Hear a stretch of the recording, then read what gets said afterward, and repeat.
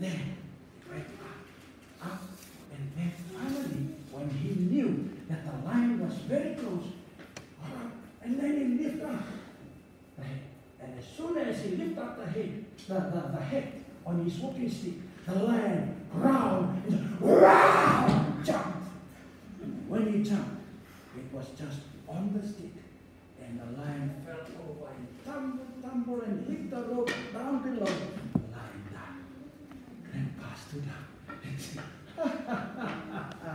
"You think you'll get me, but I've got you." Grandpa was very smart. You know what the Bible says? First Peter 5:8. Be sober, be on the alert, because your enemy, the devil, is like a roaring lion walking about, seeking every little children that he can devour.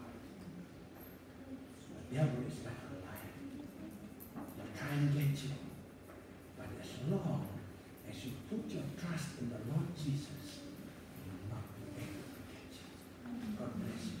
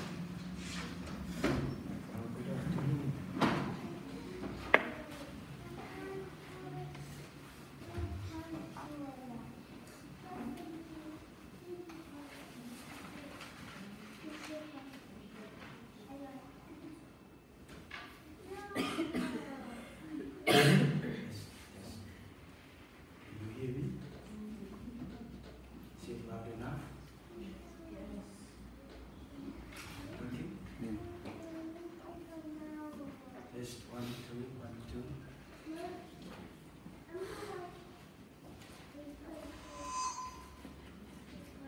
Test. Okay. Now it's working. Well, good afternoon, everyone, and happy Sabbath to you all. It's been a privilege and a pleasure to be with you here today. I was surprised when I received the invitation to come and be your guest speaker during your camp. And to be here today, it's really something that I really praise God. The title of our sermon this morning says, do you know what the time is? Well, I am not asking you to look at the clock. Because if you look at the clock, my wife would say, it's lunchtime. And you better stop preaching. But I want you to think and think deeper than what the clock says. Do you know what time it is? The real title of our message today is the importance of knowing the time. Our scripture reading, which has already been read, is found in Romans chapter 13 and verse 11. And it says, and that knowing the time, that now it is high time to awake out of our sleep, for our salvation is nearer than when we believe. And the New International, the New King James Version says, for our salvation is nearer than when we first believed. Friends, here the Apostle Paul is writing to the church in Rome. You know, last year we had a lesson study on the book of the Romans. And we know that Paul was not in Rome when he wrote the letter to the Romans. He was in Corinth. And he was anticipating to go over to Rome. On his way to Spain, he will spend some time in Rome. But, you know, that was his plan, that he would go and preach in Spain. But he never reached Spain. And when he went to Rome, it was not as he planned, but he was taken there as a prisoner. And that's how he was there in Rome. But now, before he went to Rome, he wrote this message to the Roman church. And he says, and that knowing the time, that now it is high time to awake out of sleep. He said to the church members in Rome, you who read the Bible, you who know the Bible, you know the time. Because you read the prophecies in the Bible. And the prophecy tells us where we are in God's time. And he says, because you know the time, it is high time now to awake out of our sleep. And you know, the church in Rome at that time, they were so busy thinking of their daily lives. They were so busy trying to survive. They were so busy doing their own thing. And when they see all the things that are happening, which the Bible says that we are drawing close to the end of time, they forgot all about it. They still go on as though the world will continue for another 1,000 years. That same message the Apostle Paul is bringing to the Christian church, to the Seventh-day Adventist church, and to all the Christian churches in the world today. And he is saying, now that you know the time, it is high time now to awake out of our sleep. Why? Because our salvation, the coming of Jesus to take us home, is nearer than when we first believed. There are some of us here. I've been a Christian for a long time. I asked the question, how many of you have been raised in the church as a Seventh-day Adventist? There were a lot of hands that went up. There were some, no, they were converted when they hear the message, and then they believe it is the truth, so they were converted and got baptized. But that was some times ago. I was baptized when I was 11 years. That was nearly 50 years, more than 50 years ago. That's to show you how young I am. So you see, from the time I gave my life to the Lord Jesus Christ until today, I am growing closer to the end of time. I am growing closer to the day when Jesus going to return to take me home. And we are living in this time, friends. And the Apostle Paul says, now as we know the time, it is high time to awake out of our sleep. Because many of us are still asleep spiritually. Our salvation is nearer than when we first believed. Do you know the time in which we are living in now? Do you know the seriousness of the time in which we are living in now? You know, the prophet Daniel, he was shown a vision in Daniel chapter 8. And when he was shown the vision of the ram and the he-goat, and then he saw this ram flying over the air, and then with a notable horn, with a big horn on his forehead, ran into the ram, and then broke the horn. Daniel was desperate. He wanted to know what is the meaning of this vision. And then the angel came to him and gave him the meaning of the vision, but partial meaning. But Daniel was desperate. He wants to know the full meaning. But then the angel said to Daniel these words in Daniel chapter 8 and verses 26 and 27. It says, therefore, seal up the vision, for it refers to many days in the future.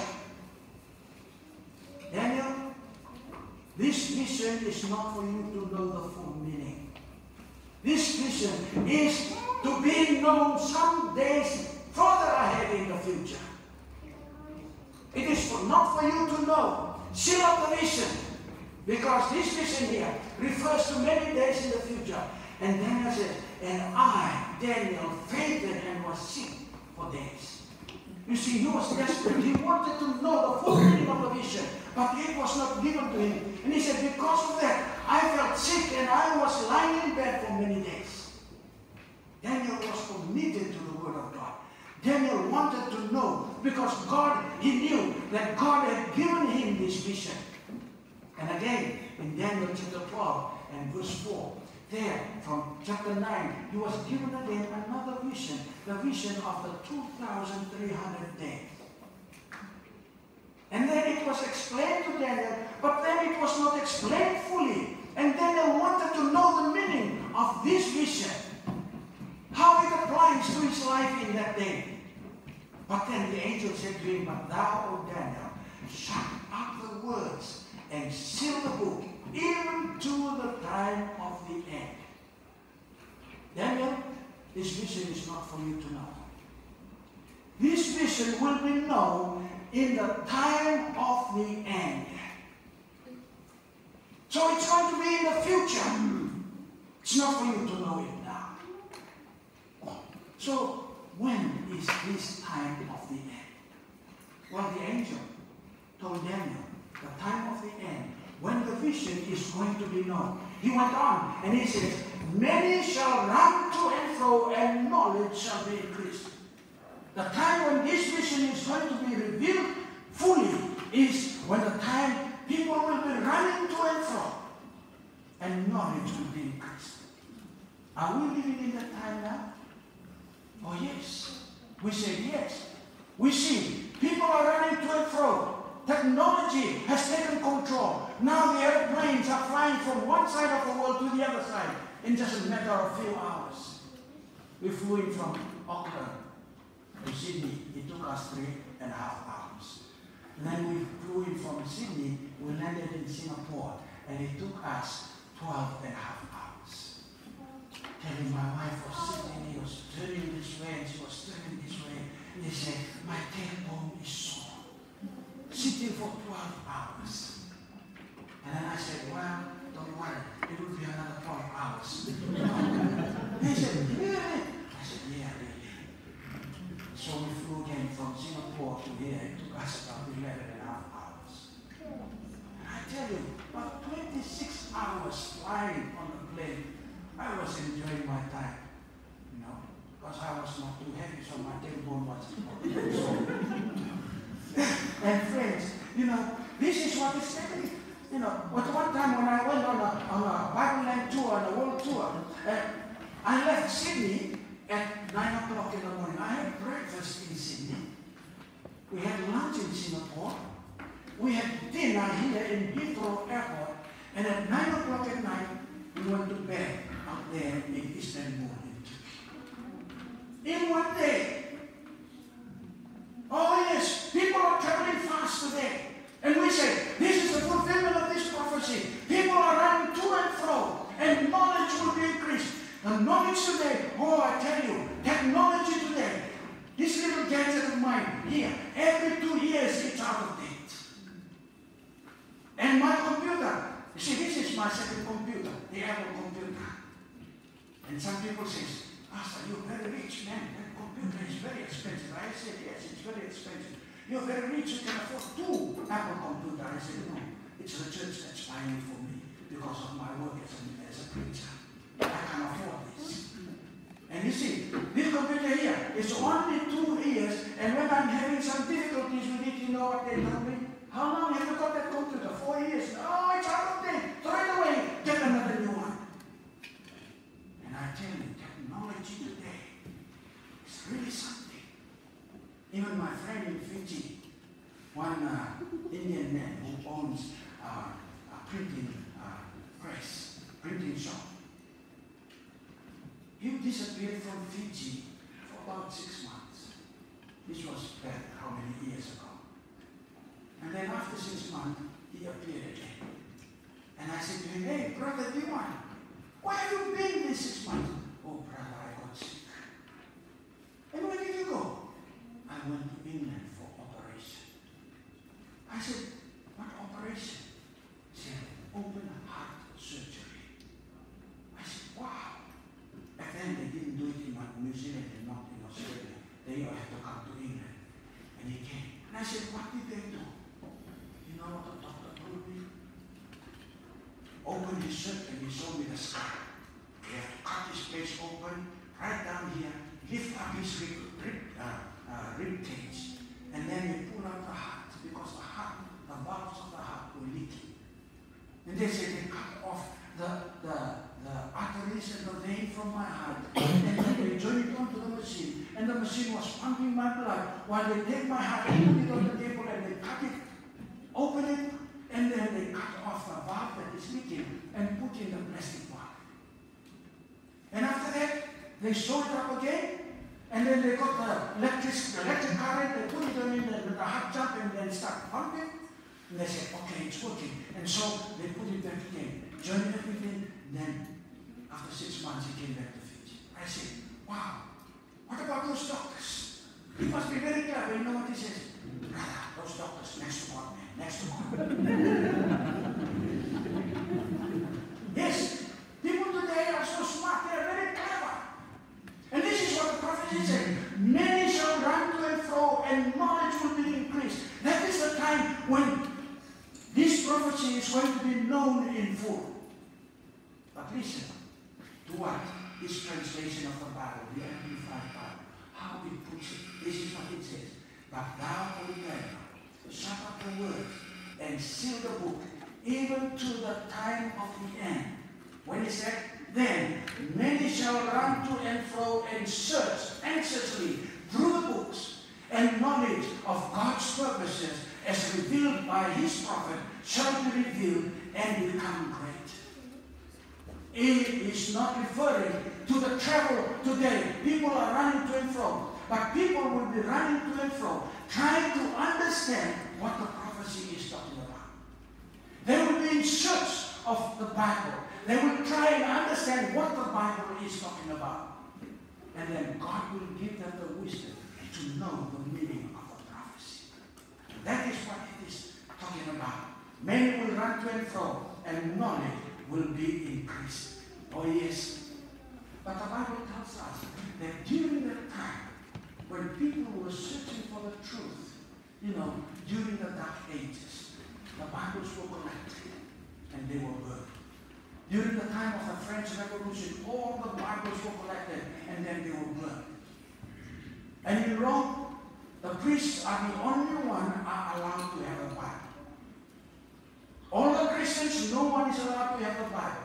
Anyone who is found with a Bible, he pays for it with his own blood. They will kill them. And so the people did not know what the Bible says. And during the time of Martin Luther, He was a lecturer at Wittenberg University, and he was a Roman Catholic priest, but he taught the Bible because he was a priest. He would taught the Bible in university. But when he studied the Bible, he found out that what the Bible says and what the church says are two different things. He found out that there were 19 topics, 19 doctrines that are, not 19, 95 doctrines in the Bible that the church has gone wrong in. And so he wrote down those 95 pieces, and then he went to the door of the Wittenberg church, and there he nailed it, going against the church in Rome. That was the beginning of the Reformation. People start searching the Word of God. And history tells us that here in England, there were people who were searching the Word of God, that they also, during the Reformation, they started to reform, change the church. They started to teach the Word of God. And in many other places in Europe, right around the world, and even in America, this man here, William Miller, started searching the Bible, studying the prophecies of Daniel and Revelation, and he came to the conclusion, yes, Jesus is going to come. Jesus is going to come, and he's going to cleanse this world of sin.